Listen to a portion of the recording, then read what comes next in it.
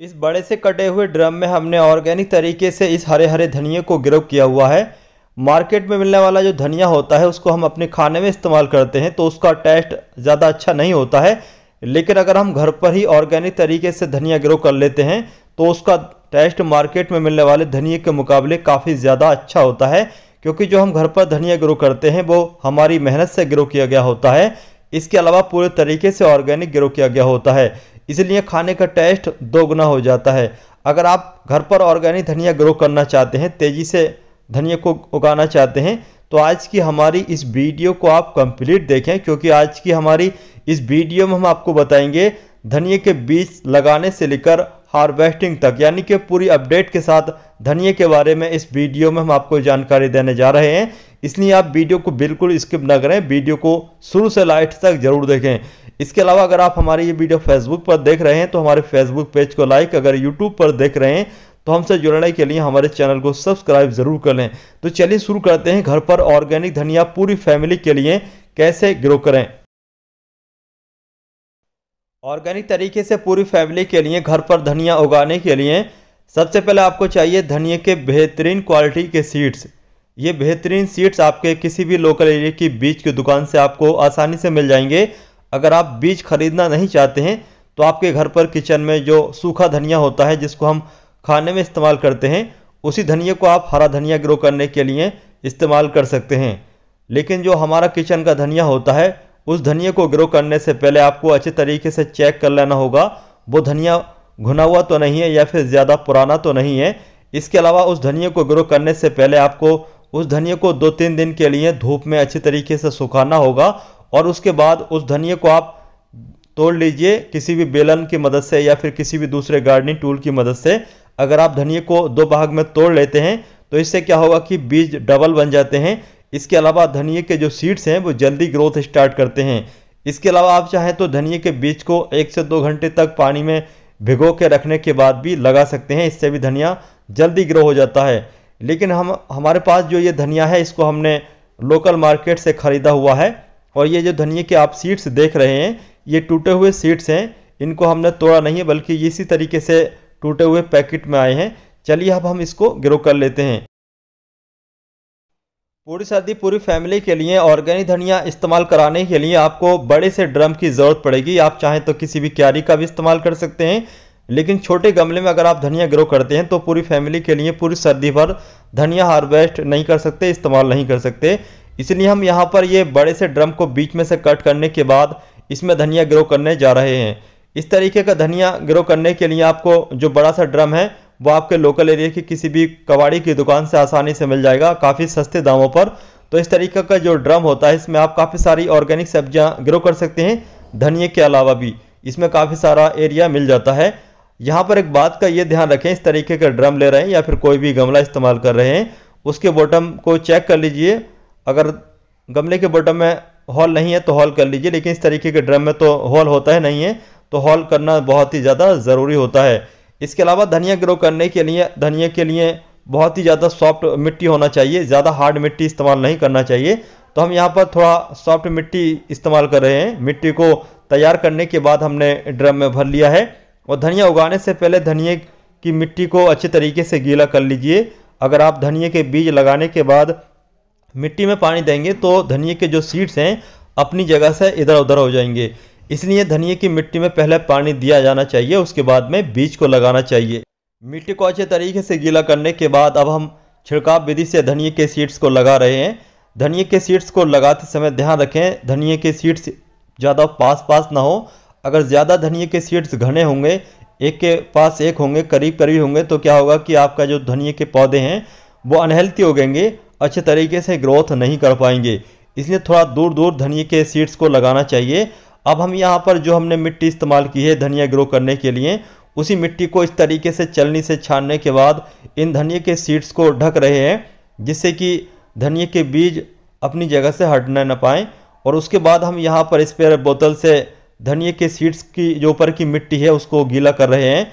ज़्यादा तेज़ धार वाले वाटर कैन या फिर दूसरे किसी भी वाटर कैन का इस्तेमाल नहीं कर रहे हैं, बल्कि हम इस तरीके से स्प्रे से पानी दे रहे हैं, क्योंकि हमारी ऊपर की ही मिट्टी थोड़ी सी जो हमने डाली है आधा इंच के करीब वही ड्राई है, बाकी नीचे की मिट्टी अच्छी तरीके से गीली है। तो इस तरीके से हम छिड़काव विधि से पानी दे रहे हैं। और हम यहाँ पर एक बात और आपको बताना चाहते हैं, धनिया पूरा दिन वाली सनलाइट में उगता है, अच्छी तरीके से धूप मिलना इसको बहुत ही ज़्यादा ज़रूरी होता है, तभी आपका धनिया अच्छे तरीके से ग्रोथ कर पाएगा।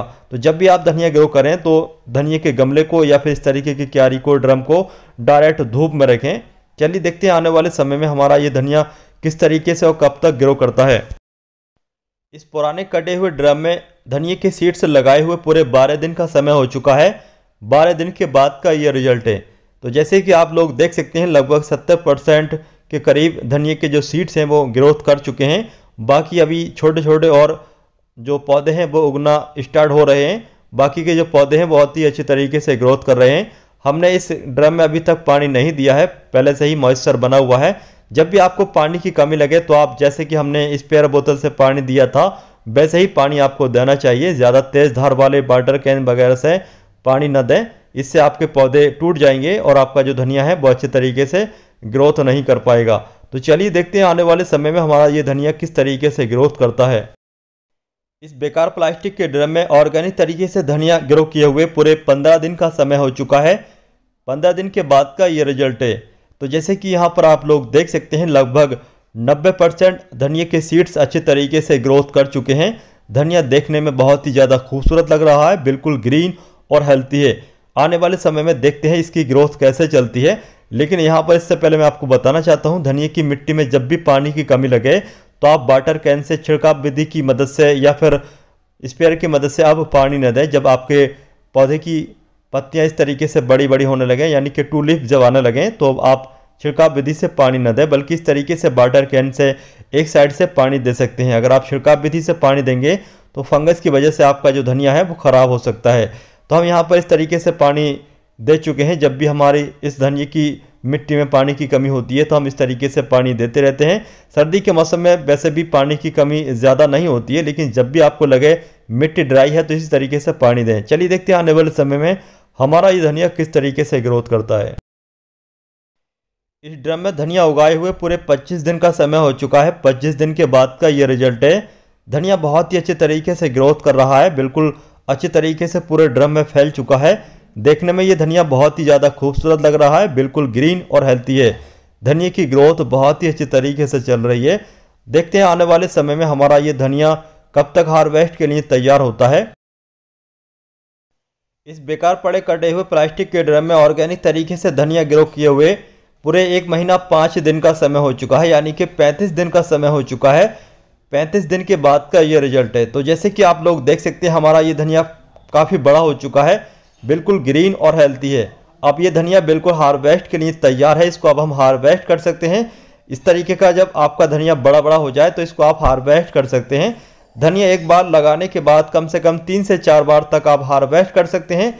धनिया को एक बार काटने के बाद दूसरी साइड से धनिया उगता रहता है। जैसे ही आप काटते रहते हैं उस पिछला वाला धनिया उगता रहता है। इस तरीके से आप पूरे लगभग पूरे सर्दियाँ धनिया हार्वेस्ट इस तरीके से कर सकते हैं। लेकिन ध्यान रखें, अगर आप बार बार धनिया हार्वेस्ट करना चाहते हैं तो एक बार धनिया को हार्वेस्ट करने के बाद थोड़ा बहुत वर्मी कंपोस्ट ज़रूर ऐड करें। वर्मी कंपोस्ट ऐड करने के बाद हल्का पानी दें और उसके बाद में आपका धनिया कुछ ही दिनों के बाद में फिर से तैयार हो जाता है। बीज के मुकाबले धनिया एक बार हार्वेस्ट करने के बाद दूसरी बार में धनिया जल्दी तैयार होता है।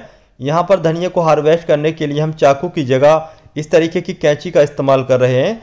धनिया को काटते समय ध्यान रखें, आपको ज़्यादा नीचे से धनिया नहीं काटना है। अगर आप बार बार धनिया हार्वेस्ट करना चाहते हैं तो लगभग 2 इंच ऊंचा धनिया आपको काटना चाहिए, अगर आप बार बार धनिया हार्वेस्ट करना चाहते हैं तो। यहाँ पर जैसे कि आप लोग देख सकते हैं, हमारा जो ऑर्गेनिक धनिया है बिल्कुल ग्रीन और हेल्थी है, काफ़ी ज़्यादा अच्छा धनिया है। जिस तरीके का मार्केट का धनिया आता है उसके मुकाबले काफ़ी ज़्यादा खूबसूरत है। इस तरीके का धनिया अगर आप घर पर उगा करके खाते हैं तो तमाम तरह की बीमारियों से आप अपनी बॉडी को बचा सकते हैं। इसलिए हम जब भी घर पर कोई भी सब्जी ग्रो करते हैं उसको ऑर्गेनिक तरीके से ग्रो करना चाहिए। ऑर्गेनिक धनिया या फिर दूसरी सब्जी ग्रो करके अगर हम खाते हैं तो हमारी बॉडी काफ़ी हद तक केमिकल वाली सब्जियों से बच जाती है। इस तरीके से हम तमाम तरह की बीमारियों से बचे रहते हैं।